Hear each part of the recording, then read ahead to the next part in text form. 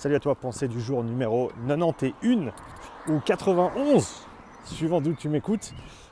Aujourd'hui, on parle d'un sujet un petit peu sensible, un petit peu tabou, mais absolument fondamental à mon avis, si on veut se prétendre coach. C'est les règles, le cycle menstruel pour les femmes. Et encore une fois, c'est un sujet qui est, à mon avis, beaucoup trop méconnu, surtout de la part des coachs. Tu vas bien ?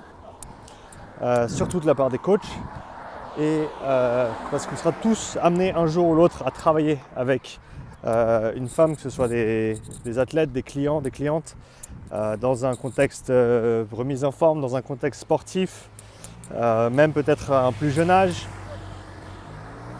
Et c'est très très important à mon avis qu'on démystifie cet aspect-là de la santé des femmes. Je veux dire, c'est un événement qui est absolument naturel. C'est un événement qui doit se passer quasiment chaque mois si on veut maintenir une bonne santé. Je sais qu'il y a beaucoup d'athlètes qui prennent la pilule par exemple pour ne plus avoir de règles. Parce que ça fait que du coup il n'y a pas ces 5 jours, ces 3 jours, ces 10 jours dans le mois où au niveau performance ça pêche un petit peu, au niveau fatigue c'est très très difficile. Et donc encore une fois c'est très individuel, chaque femme va vivre ça différemment.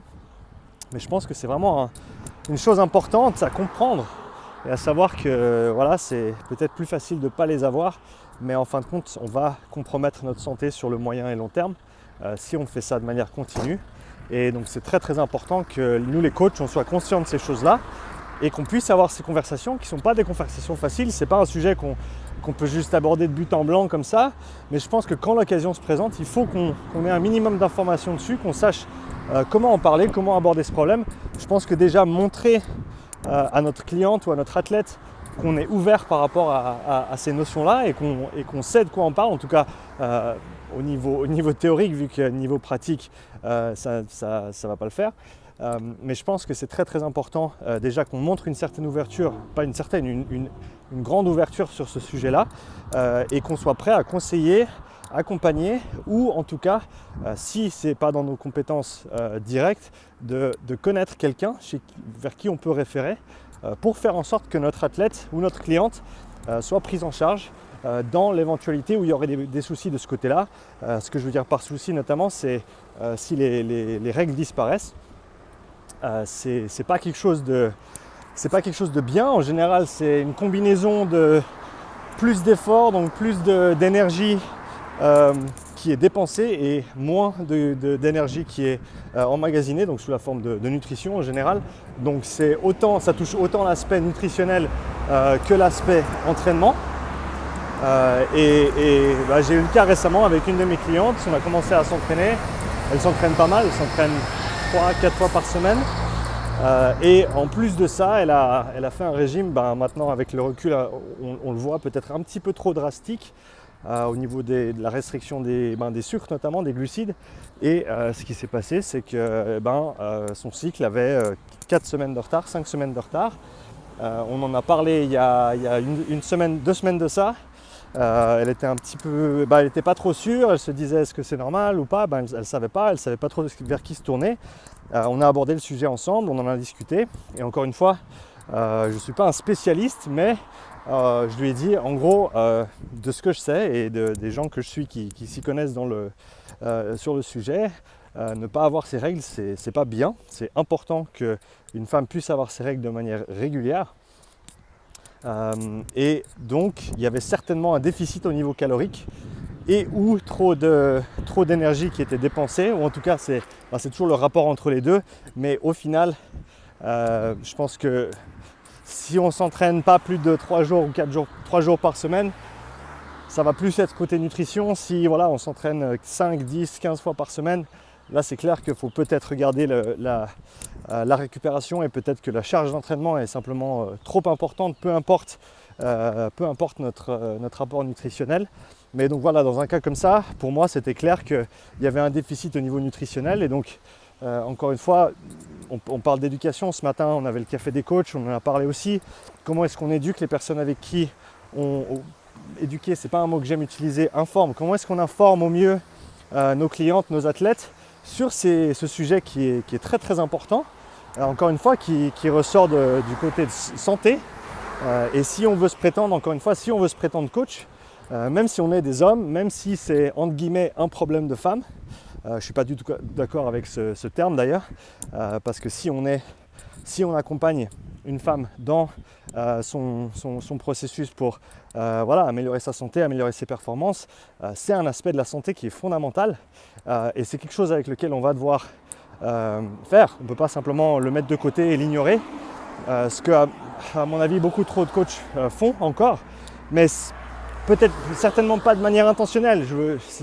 L'idée c'est pas de porter un jugement, mais je veux dire des histoires que j'entends, c'est assez souvent les coachs de sport par exemple, soit sont pas conscients de ces problèmes-là, soit sont pas conscients de l'effet négatif que ça peut avoir sur la santé d'une femme de ne pas avoir ses règles pendant une période très prolongée. Et donc je pense que c'est simplement un manque d'information, un manque d'éducation de ce côté-là. À mon avis, ça devrait être fondamental. À mon avis, c'est un sujet qui devrait être dans toutes les formations de coach, peu importe vers quelle démographique on va s'orienter ensuite. C'est quelque chose qu'on doit connaître un minimum pour au moins pouvoir informer nos clientes et nos athlètes s'il y a des soucis de ce côté-là. Eh ben écoute, d'après ce que je sais, voilà, c'est pas une bonne idée de ne pas les avoir parce que X, Y, Z, il y a des histoires de densité osseuse. Encore une fois, au niveau énergétique, quand il n'y a plus les règles, pour parler très simplement, ça veut dire que le corps est en mode de survie. Et c'est clair que les règles, c'est un coût énergétique qui est important. Et donc une façon simple pour le corps de régler le fait qu'il y a un gros déficit énergétique, calorique, c'est simplement d'arrêter ce processus-là. Qui peut-être, encore une fois, ne semble pas problématique pour quelqu'un qui ne cherche pas à avoir des enfants. Mais voilà, à savoir que c'est quelque chose qui va avoir un impact sur la santé au moyen long terme. C'est quelque chose qui va avoir un impact négatif sur la densité osseuse et d'autres aspects de la santé également.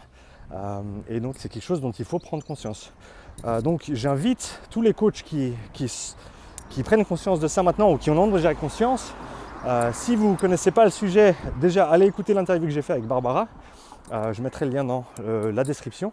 Barbara qui se spécialise dans l'accompagnement des femmes avec tout ce côté santé, nutrition, apport calorique, aménorrhée, donc qui est le fait de ne pas avoir ses règles. Donc allez écouter cette interview et je vous encourage tous aussi, c'est un processus que je suis en train de poursuivre, d'essayer de trouver une coach idéalement, parce que ce sera toujours plus simple pour une femme de parler à une femme de ces problèmes-là ou de cette situation-là, dans les environs, chez qui on peut se tourner pour donner meilleurs conseils à nos clientes ou à nos athlètes dans l'éventualité où elles rencontrent un souci de ce côté-là. Donc voilà, je pense que pour moi c'est une vidéo très importante à enregistrer parce que oui, c'est un sujet tabou, oui, c'est un sujet dont on ne parle pas encore assez et dont on ne connaît pas encore assez bien. Et je pense qu'il faut donner plus de visibilité à cette réalité-là parce que, encore une fois, la santé et la performance de nos athlètes et des femmes qu'on coach en général en dépend. Donc j'attends avec impatience tes commentaires dessous. Est-ce que tu connais bien le sujet ? Sinon, qu'est-ce que tu vas faire pour le comprendre un petit peu mieux ? Est-ce que tu as déjà un contact dans tes environs chez qui tu peux envoyer tes clientes ou tes athlètes dans le cas où il y a un souci de ce côté-là ? Ou est-ce que tu te sens confortable à conseiller simplement tes clientes et tes athlètes le jour où il y aurait peut-être un souci ? Donc voilà, merci encore d'avoir regardé et à demain pour une nouvelle pensée du jour. Ciao.